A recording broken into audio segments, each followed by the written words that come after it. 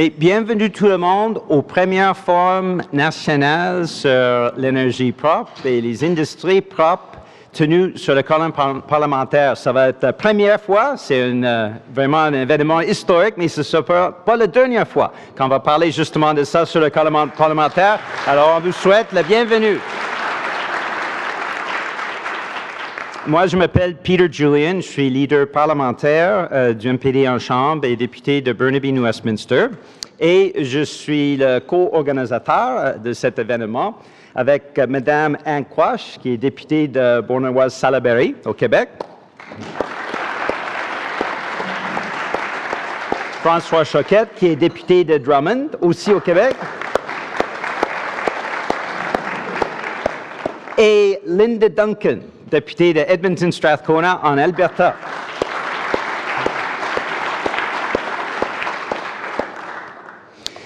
Just before we begin, a couple of housekeeping items. As I mentioned earlier, translation devices are located over there. Please pick one up. You will find that you will use it.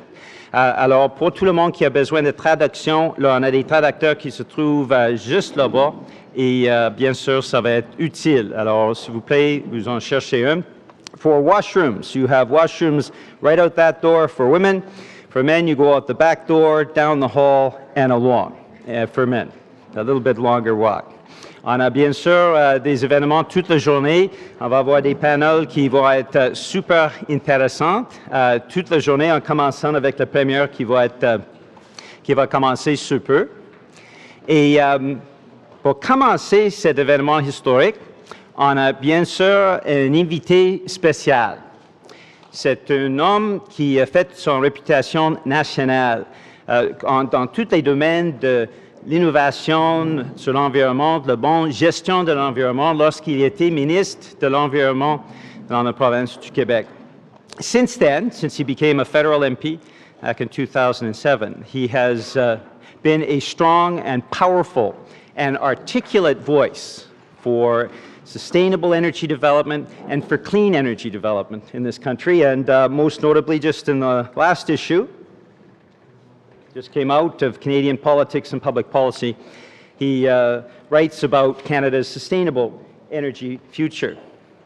He has been called the greatest opposition leader of the past half-century in Canada, and that is by a number of observers, including Brian Mulroney, who's not normally known as a New Democratic Party sympathizer. And he will be a great Prime Minister. Alors, accueillons, please welcome the chef de l'opposition officielle du Canada, the leader of the New Democratic Party of Canada, Thomas Mulcair.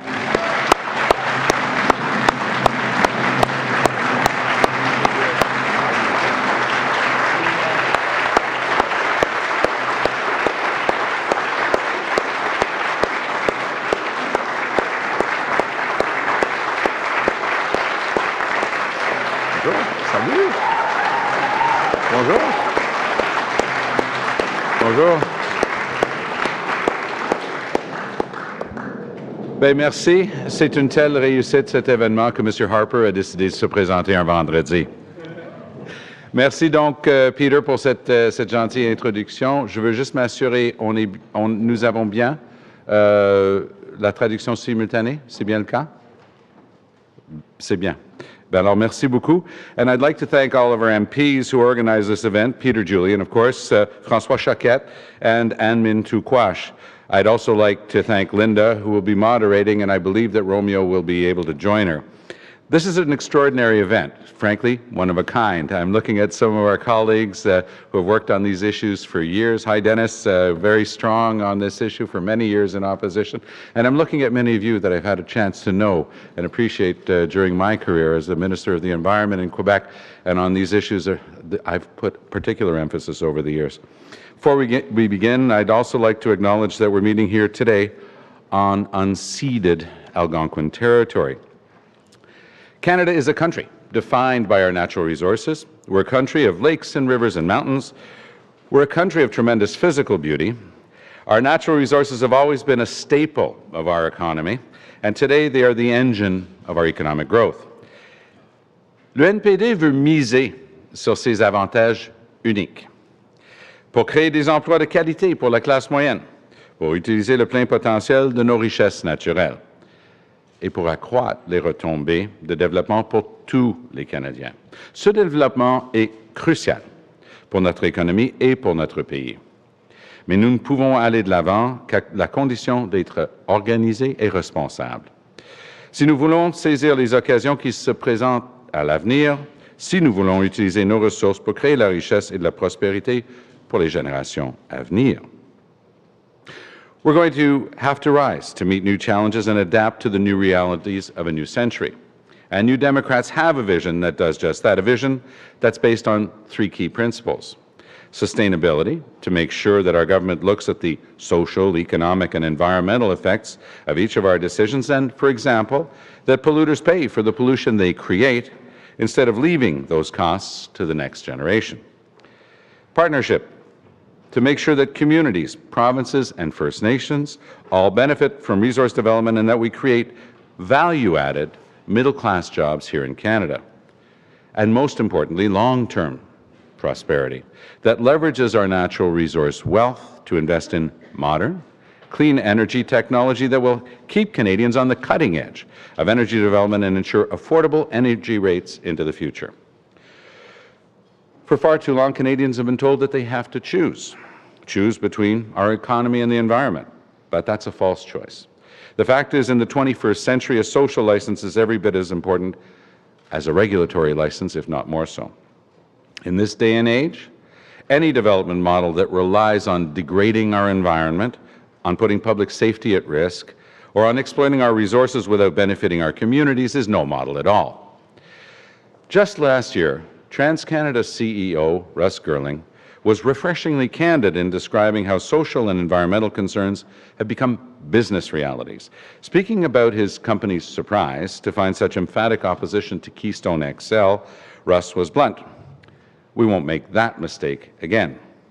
Qu'il s'agisse de Keystone XL ou de la directive sur la qualité des carburants envisagée en Europe, les chefs d'entreprise savent que l'avenir du Canada en matière de ressources naturelles dépend de notre accès aux marchés internationaux.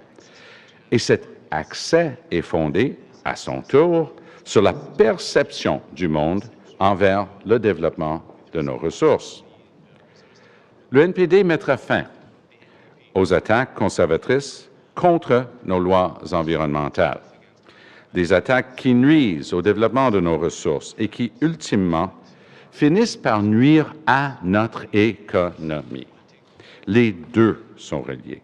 Sur la scène internationale, donc, nous prendrons nos responsabilités en établissant un prix sur le carbone grâce à un système de plafonnement et d'échange. Ça marche. Ça a été prouvé. On l'a déjà fait en Amérique du Nord pour endiguer le fléau des pluies acides. On peut garantir un résultat avec un système comme celui-là. Nous injecterons les revenus générés dans l'avenir de notre secteur énergétique. Nous réinvestirons ces revenus dans les régions qui les génèrent en finançant des projets d'énergie renouvelable. Et nous investirons dans les technologies vertes contribuant à l'essor de ce secteur d'avenir. Les Canadiens comprennent les impacts nocifs à long terme d'une vision gouvernementale à court terme et ils se mobilisent. Dans les grandes villes et les petits villages, les projets de développement doivent surmonter une résistance accrue. Je pense par exemple au travail extraordinaire de notre député Jonathan Genet-Jourdain à Manicouagan. C'est normal après tout. Les Canadiens s'inquiètent lorsqu'ils voient le gouvernement démanteler les évaluations environnementales. Ils s'inquiètent aussi lorsqu'ils apprennent que les fuites d'oléoducs sont de plus en plus fréquentes, menaçant leur propre communauté. And Aboriginal communities across the country are also standing in opposition to energy projects that fail to respect treaty rights, inherent rights, and Canada's international obligations. Like so many of the challenges facing our energy sector, this isn't a question of capability, it's a question of political will. New Democrats know our energy sector can benefit all communities and all Canadians, but only if our vision matches our aspirations. Voilà pourquoi notre parti retirera au cabinet ses pouvoirs arbitraires en établissant un système efficace, crédible et approfondie des évaluations environnementales. Ça ne sert à rien d'essayer de convaincre les gens qu'il y a eu une évaluation environnementale si le Conseil des ministres peut le renverser ou enlever des bouts qu'ils n'aiment pas. Ça enlève toute crédibilité. Nous allons mettre en place le même type de procédure que j'ai instauré en tant que ministre du Développement durable au Québec pour réduire les délais sans compromettre la protection environnementale. So you have to watch out for that fake argument. Oh, well, we're just trying to make things more rapid. When I was the Minister of the Environment in Quebec, we simply sat down, the federal and the provincial, at the same table. The only ones who were mad at me were the consulting engineers who couldn't bill twice for the same work. But the rest of the community was fine because the actual work was being done properly. If you listen to the Conservatives, they often make an interesting slip of the tongue. Instead of talking about an environmental assessment process, they talk about an environmental approval process, as if the result was predetermined and all the rest is just window dressing. Nous travaillerons avec les municipalités pour que les matières dangereuses qui transitent leur territoire soient sécurisées par des normes de sécurité élevées. Et nous allons les informer en temps réel de ce qui est en train de traverser leur communauté. Qu'est-ce qui est le plus important que protéger des vies humaines dans le travail d'un gouvernement? Nous devons assurer le respect de ces normes de sécurité par les pipelines, les oléoducs, les gazoducs, les pétroliers et le transport ferroviaire. Un gouvernement du NPD va établir une relation de nation à nation avec les peuples des Premières Nations pour résoudre une fois pour toutes ces réclamations territoriales et ces litiges entourant les traités pour que nous puissions finalement avancer. Imagine if, instead of spending $300 million a year to fight First Nations in court, imagine if, instead of giving billions of dollars a year in subsidies to oil companies, imagine if, instead of spending millions of dollars lobbying for a project like Keystone XL that will actually export 40,000 good middle-class jobs from Canada to the United States, imagine if all that effort and political will was put into sustainable Canadian resource projects, projects that would promote our own energy security and create value-added jobs here at home. Canadian refineries are paying as much as $56 a barrel more to import in the East from unstable sources than Canadian producers can sell our oil for in the West. Ask any Canadian. That just doesn't make any sense. That's why New Democrats will work with the provinces to add value to our resources right here in Canada.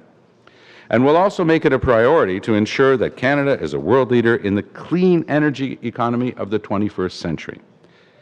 In Quebec, when I was the Environment Minister there, we introduced North America's most comprehensive Sustainable Development Act. It was adopted unanimously. And we went so far as to amend the Quebec Charter of Rights to include the right to live in a clean and healthy environment. And since that was done, a very interesting and solid jurisprudence has been built up around that right in the Quebec Charter. Decision after decision, saying the communities have to be consulted. The system that we've put in place of sustainable development, defining what we mean by it. It's become an empty slogan in the mouths of so many politicians. It actually has to have content, and you actually have to be able to enforce that if it's going to have any real meaning. Our government will introduce overarching sustainable development legislation at the federal level, and will move to include the right to clean air and clean water in the Canadian Charter of Rights and Freedoms. We're going to reinvest revenue from cap and trade into renewable energy and clean technology projects in the regions where the revenue is generated. Nous allons aussi travailler avec les propriétaires de maisons et d'entreprises pour les aider à améliorer l'efficacité énergétique des résidences et des édifices à bureaux. Avant qu'il ne soit aboli par le gouvernement conservateur, le programme Éco-Énergie Rénovation, juste dans le secteur des maisons, ça a permis de créer plus de 15 000 emplois ici, tout en aidant les Canadiens à réduire leur consommation d'énergie, à améliorer l'efficacité de leurs maisons et à diminuer leurs factures en énergie. Cela dit, si on veut une réelle économie du 21e siècle, il faut faire davantage que seulement améliorer ce que nous avons fait par le passé. Cela veut aussi donc dire rechercher des nouvelles occasions, des nouvelles opportunités. Cela veut dire investir dans l'innovation, la recherche et le développement, dans l'économie du savoir. C'est un lieu commun, mais la seule manière d'augmenter la richesse dans notre société, c'est d'augmenter le savoir. Donc, on va le faire pour faire du Canada un chef de file mondial dans les technologies propres. C'est là qu'est l'avenir de notre secteur énergétique et nous ne pouvons pas nous permettre d'être les derniers de classe. Un gouvernement du NPD va rédiger ce texte en pensant à vous, à vos enfants et à vos petits-enfants. Notre gouvernement va aussi rediriger les milliards de dollars en subventions annuelles aux combustibles fossiles, ce qui est un non-sens. On va les diriger vers les énergies propres.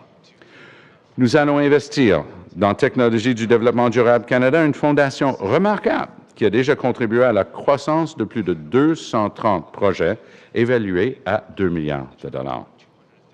Des investissements dans des technologies éoliennes, solaires et géothermiques. Nous sommes un pays particulièrement bien situé pour profiter du géothermique, mais on fait presque rien. Donc, ces investissements vont favoriser la création de 20 000 nouveaux emplois pour les Canadiens. Ensemble, nous allons faire du Canada un leader dans la production d'énergie renouvelable et propre pour nous assurer que notre pays demeure concurrentiel tout au long du présent siècle. And mark my words, one of my first acts as Prime Minister will be to attend the conference on climate change in Paris in 2015.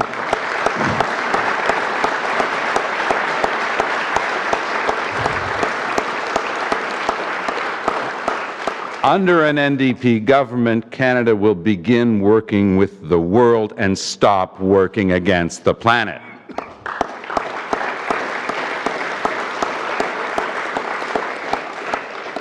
Every generation has its defining moment. New Democrats believe we've reached ours. New Democrats believe it's time we made the right choices, not just for today, but for generations to come.